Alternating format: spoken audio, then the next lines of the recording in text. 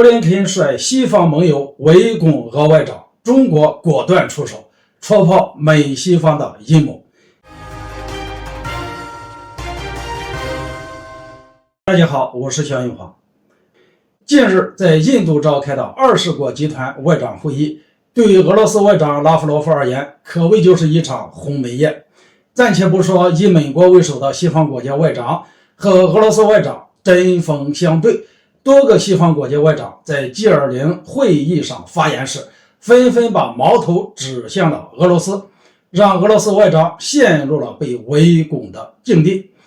就连西方媒体也开始在国际舆论场带起节奏，炒作俄罗斯外长在会场对引导员发脾气，并且还对此进行解读，称俄外长是不堪重压，所以才向无辜的工作人员发泄不满。总之，关于这件事情，网上已经流出了不少的视频画面，只是短短的不到10秒钟的画面，根本就不能了解事情的原委，并且俄罗斯外长对工作人员非常的友好。我认为西方媒体如此炒作的用意，倒不是真的要刻意炒作拉夫罗夫脾气不好，而是凸显出俄罗斯外长在这次 G20 会议上遭受到来自西方很大的压力。确实，根据相关资料透露的细节，美国国务卿布林肯率领一众盟友对俄罗斯外长采取了狼群战术，进行了集体的围攻。首先是布林肯直接点名俄罗斯对乌克兰发动的战争损害了这次会议，紧接着德国外长也做出类似的表态，指责俄罗斯破坏了其他成员国所做的努力，让各成员国从 G20 建立之初到现在所付出的心血都打了水漂。而法国外长看这阵势，则直接要求俄罗斯重返新削减战略武器条约，并强调不能让乌克兰继续受到俄罗斯的蹂躏。总之，这次 G20 外长会议已经成了美西方国家批斗俄罗斯的专场。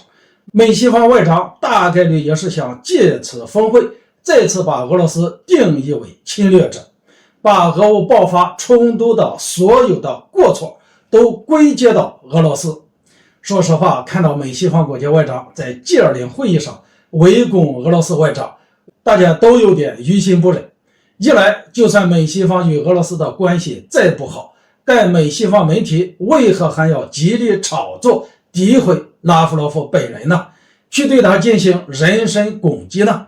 再者，俄罗斯外长在 G20 会议上的遭遇也是给中国提了一个醒。毕竟美西方今天可以在国际场合如此对待俄罗斯，说不定明天也会在这种场合对待中国。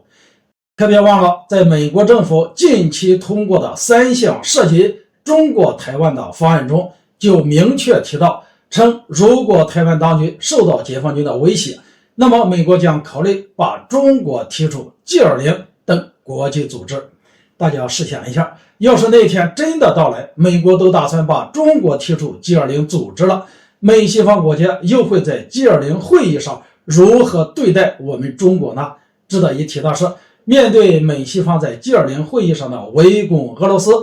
导致 G20 会议气氛变得紧张微妙的时候，中国外长站了出来，表明20国集团应切实肩负起自身的责任，携手同行，共同应对目前层出不穷的全球性挑战和动荡不安的国际形势。我们坚决反对搞阵营对抗和强权政治。在一些分析看来，中国这次在 G20 会议上不仅是在关键时刻站了出来，还主动出手戳破了西方国家的阴谋。大家知道，这次 G20 会议并没有达成联合的声明，据说是因为西方各国都要求在联合声明中做出支持乌克兰、谴责俄罗斯的表述。说穿了，美西方试图利用这一场峰会，把俄乌冲突的所有过错全部归结到俄罗斯身上。可以说，联合声明难产，则意味着美西方这种险恶图谋破产，而很显然，这是中俄共同努力的结果。好了，今天就说到这里，咱们下次见。